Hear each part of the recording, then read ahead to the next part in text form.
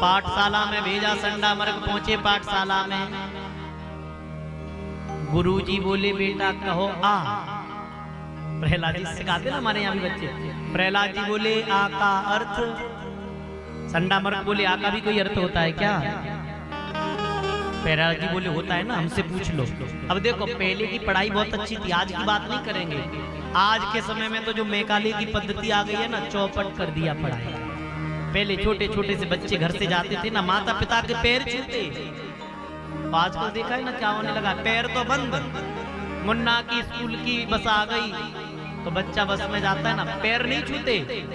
मैया करेगी हाँ, उधर से बेटा कर देगा बाय। अब जी हाय बाय करेंगे क्या? ये बुढ़ापे में सेवा करेंगे आपकी? और पढ़ाई भी कितनी अच्छी पहले पढ़ाई थी। पहले पढ़ाते थे गमाने गणेश, अब गमाने गणेश नहीं पढ़ाते। क्यों? नहीं, सांप्रदाय फैलेगा। तो क्या पढ़ाते हैं? गमाने गधा।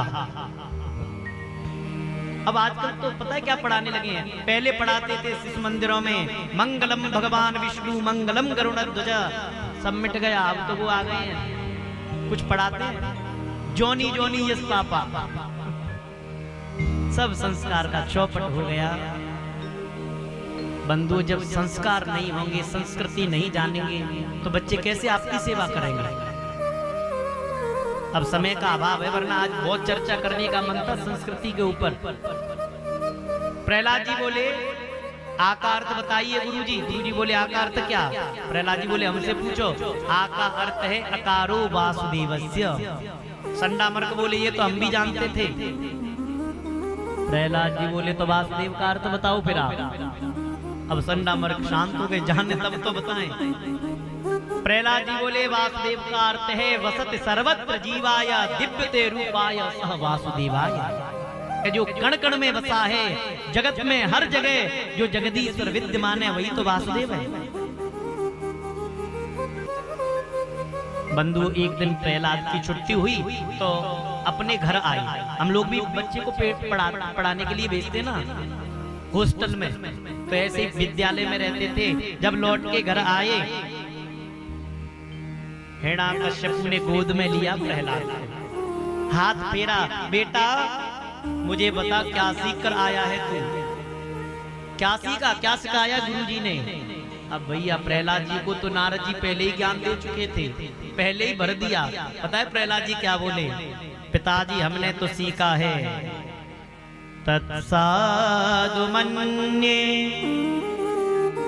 सुरवर्य देहिना।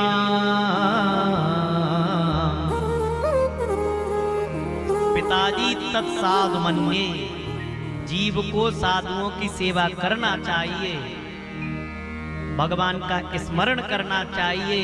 क्योंकि पिताजी अस्तिरे जीवनम लोके अस्तिरे धन यौवनम अस्तिरे पुत्र भार्याश धर्मम कीर्तिम च सुस्थिरम।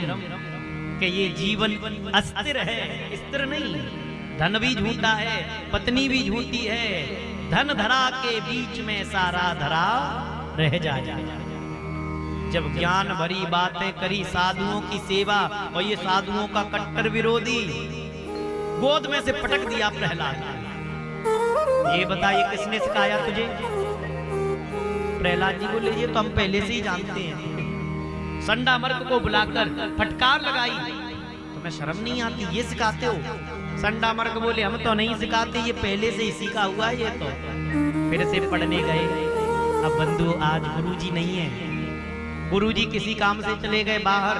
प्रहलाद जी उससे आ रहे हैं तो मॉनिटर है क्लास के।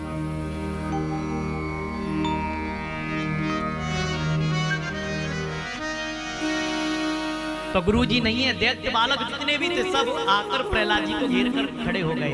प्रहलाद जी जब देखो तुम अपने आप गुरु हैं, भगवान की चर्चा करते हो, भगवान ऐसे भगवान वैसे। अब आप हमें बताओ भगवान कैसे हैं आपके, और कैसे भगवान मिलेंगे? प्रहलाद जी बोले सुनो, हमारे भगवान को अगर प्राप्त करना है तो हमारे भगवान को ढोंग डब्बा पसंद नहीं है। हे दैत्य बालक वृंद हरि को भूल कर भूलो मती, प्रभु भीखते तो है नहीं पर है समाये हर कहीं।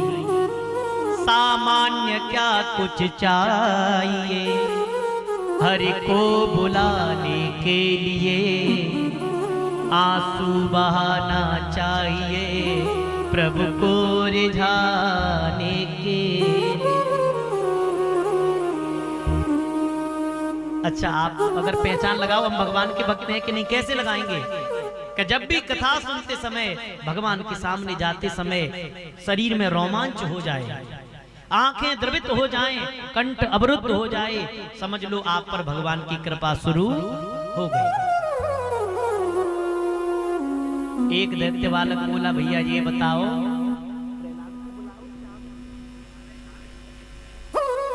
बंधुओं, प्रहलाद जी से दैत्य बालक बोले, अच्छा भैया ये बताओ आपके भगवान को सबसे ज्यादा प्रिय क्या है? प्रहलाद जी बोले, सबसे ज्यादा भगवान को प्रिय है कीर्तन। हमारे भगवान को कीर्तन बहुत पसंद है। तो अब आइए, प्रहलाद जी भी आ रहे हैं, हम लोग भी 2 बार भगवान का संकीर्तन करके और फिर हाँ, तब तक प्रहलाद जी आ जाएंगे।